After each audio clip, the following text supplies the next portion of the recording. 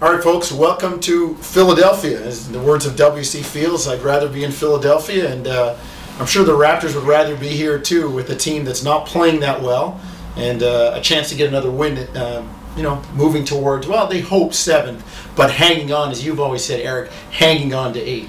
You know, to me, everything's stacked in favor of the Raptors. If they end up losing this playoff seed and falling out of the postseason picture, it's all on them. It's on them, absolutely. It's not because Chicago got hot. Everything is in favor of Toronto. They've got a better schedule.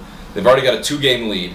There's only 8 games left, and they've got the tiebreaker. Yeah. You couldn't ask for anything more than that right now. So it's on Toronto to get it done, and this game tomorrow is one of those games where you've got to get it done. A sub-500 team, a team that's been languishing this year, and last time you played them, they beat you, and they kicked off, your road trip that ended up being a nasty 0-4, and things started to go downhill. This post-All-Star game slide, you could argue, started with that Philly game. Absolutely, before they hit the road for the 4 on the West Coast, and doing a little pre-game work, some prep work on the plane. Eric and I always tease about this, looking through, the season highs and the career highs. 2 guys with career highs against Toronto, Willie Green and Thaddeus Young. Now, Thaddeus Young is out of the lineup. He was big in that last game, that last win in Toronto, when he established his new career high. And he's suffering from a broken thumb right now, a fracture.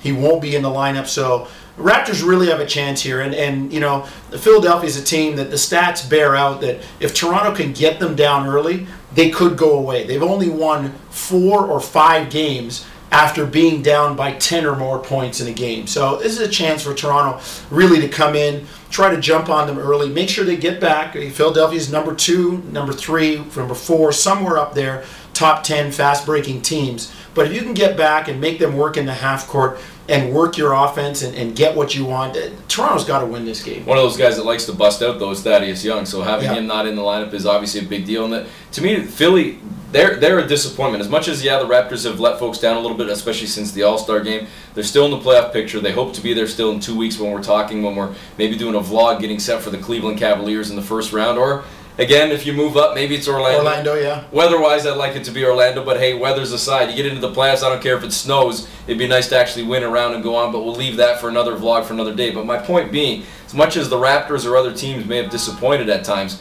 Philly, to me, is a huge disappointment this year because, for the most part, they've been largely healthy. For the most part. Yeah. For the most part.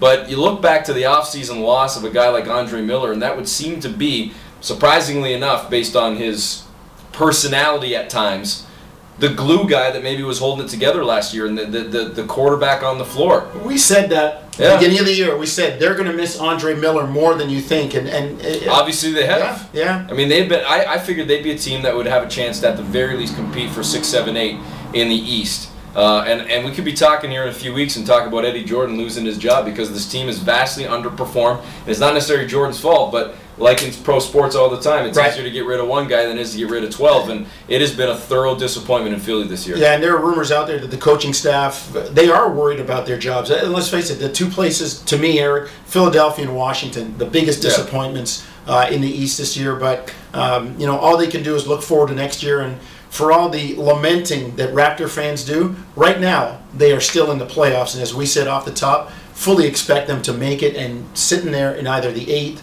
or the 7th spot, depending on if they can steal a game. Big game tomorrow night with Charlotte as well. If they don't come through and they drop one and Toronto comes up, because Raptors have the tiebreaker on the Bobcats as well. And that's where you can look back and say, had they got either the Denver game or the Miami game, heck, or any of the other games. I mean, the one that really sticks in my craw is the Memphis game. You're up 3, 4, 5 points, under a minute to go. With like 35 seconds to go. And you lose that game. That's one that got away. And if you're one closer and Charlotte slips and you have the tiebreaker, then it's a different story. Well, you look at that Chicago-Charlotte game, who are you cheering for? Do you want Chicago to win to maybe help you have a chance to move up to 7, but in the process they potentially pick up some ground on you, below you? Or do you want Charlotte to win to keep Chicago down to make sure nobody is even in the hunt, but then that hurts you more because maybe they pick up another game or a half game on you ahead of you? You're winning either way. Well, or you're losing either way. I still say you're losing either way. I suppose maybe that's the pessimist in me, but I still, what you said right off the top, give me what I have I'll worry about what I don't have later on. But give me what I have and let me hold on to what I have. Because if I worry about what I don't have, I might not keep what I've got. Right. So, anyways, we might try and do this again tomorrow morning if time permits in the morning. It's going to be very busy trying to get up and get to the arena. So we might try and vlog again on Saturday. You might even see us in the ties if we get a chance to do it at the arena. So if not, probably not Sunday. We're back in town. Usually these vlogs are for road only, but then that would mean we're back at it on Monday in Cleveland. Final NCAA final night. So definitely try to get something for you there. Yeah. Beautiful weather in Philadelphia. You're going to throw the shorts on, go for a workout. Well, you are. Run the steps like Rocky just around the corner here from the hotel.